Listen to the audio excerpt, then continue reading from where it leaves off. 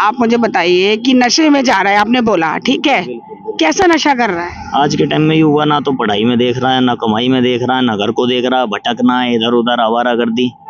हम भी बाहर से ही हैं, हमारे मामा का लड़का है छोटा, इसे ही समझाने आए हुए हैं। कॉन्स्टिट्यूशन लागू हुआ था, किसने किया था? संविधान भीमराव वो उसमें भीमराव अम्बेडकर कह रहा हूँ। इन्हें चैनल के व्यूज चाहिए, बता दे कुछ भी। अरे उसका नाम था यार। कोई नहीं, बताइए। देखो नवंबर में ये बना था, इतना मेरे को पता है। नवंबर में कॉन्स्टिट्यूशन बन गया, तैयार हो गया था, मगर 26 जनवरी को ये लागू हुआ था इंडिया में। किसने किया था? मिनिस्टर करेंगे और कौन करेंगे? कौन से मिनिस्टर ने? प्रेसिडेंट वगैरह ने साइन करा था इस सब पे, कॉन्स्टिट्यूशन पे। फिर कॉन्स्टिट्यूशन इस दिन से लागू हो गया था। कौन सा प्रेसिडेंट था उस टाइम पे? किसने बनाया था संविधान? संविधान बनाया था, मतलब उनकी पूरी एक बैठक सी थी, उसमें बहुत सारे जने थे। भीमराव अम्बेडकर सबसे मेन आदमी थे उसमें, लिखने वाले पूरी बेंच बैठी थी, फिर वो पूरा हुआ था उसमें। हाँ, सब उसमें अलग अलग उसके मेंबर थे सब, उन्होंने फिर एक साथ अपना सबने अपना अपना वो रखा, फिर कॉन्स्टिट्यूशन बना तो इस दिन लागू हो गया। कॉन्स्टिट्यूशन बना तो लागू। संविधान से आप क्या समझते हैं, क्या होना चाहिए संविधान में? संविधान में हमारे डेमोक्रेसी, हमारे इंडिया में सबको अपना राइट है बोलने का। जैसे आप हमसे सवाल पूछ रहे हैं, हम आंसर दे रहे हैं। सबको अपना अपना राइट है सवाल पूछने का, भाई अपना हक है, सबके पास अपने अपने वो है। तो यही मतलब हमारे कॉन्स्टिट्यूशन जो हमें देता है वो है, मतलब एक तरीके से हमारे इंडिया का कॉन्स्टिट्यूशन सही है। क्या उसमें कुछ चेंज होना चाहिए, कुछ आप बताइए। बहुत से रीजंस हैं जिसके लिए हम बताते हैं कि चेंज होना चाहिए। जैसे भैया बताइए। अब जैसे कि आप कितने लिख करके बैठे हैं इस चीज को। थोड़ा जो जैसे आप नहीं कुछ भी जहन में होगा चाहिए, कुछ चीजें बहुत अच्छी बात है चेंज। अगर हमारा जैसा अब हम गाड़ी लेकर के रोड पे चल रहे हैं, हम रोड टैक्स भी दे रहे हैं, ठीक है। हम गाड़ी लेके आते हैं तो हम आरटीओ टैक्स देते हैं, टोल टैक्स देते हैं, सब चीज के टैक्स हम पेयर कर रहे हैं। हम टैक्स पेयर है गवर्नमेंट के, लेकिन हमें सुविधाएं मिलती नहीं है। रोड हमें ठीक नहीं मिलते हैं, 2-2 घंटे जाम में फंस जाते हैं। ये तो हमारे राइट है, ये मिलते नहीं है। मतलब हमारे संविधान में जो भी राइट्स है वो हम उससे प्रॉपर तरीके से मिल नहीं पाते, हमें प्रॉपर नहीं मिल पाते हैं। ये सब गवर्नमेंट का ही खेल है सारा। जो भी राजनेता आता है साला वादे कर देता है, सॉरी इसके लिए जो वर्ड निकल गया, वादे कर देते हैं पर निभाता कोई नहीं है। आपका क्या कहना है? मेरा भी यही कहना है कि मतलब आपने अभी पहले एक सवाल पूछा था कि युवा पीढ़ी क्या चाह रही है, मतलब बिजनेस करेगी या वो करेगी।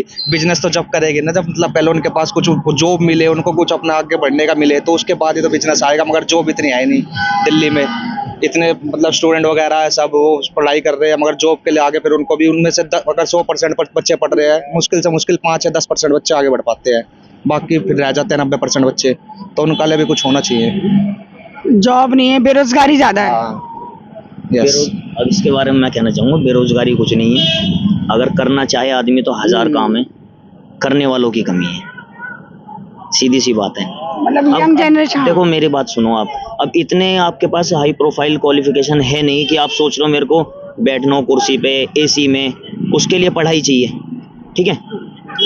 वहां तक हम पहुंचे नहीं है, वहां तक हमने पढ़ाई नहीं की और हम सोच रहे हैं हमें 50,000 की, लाख रुपए की जॉब मिल जाए। छोटे शुरुआत करो, काम बहुत है, करने वालों की कमी है।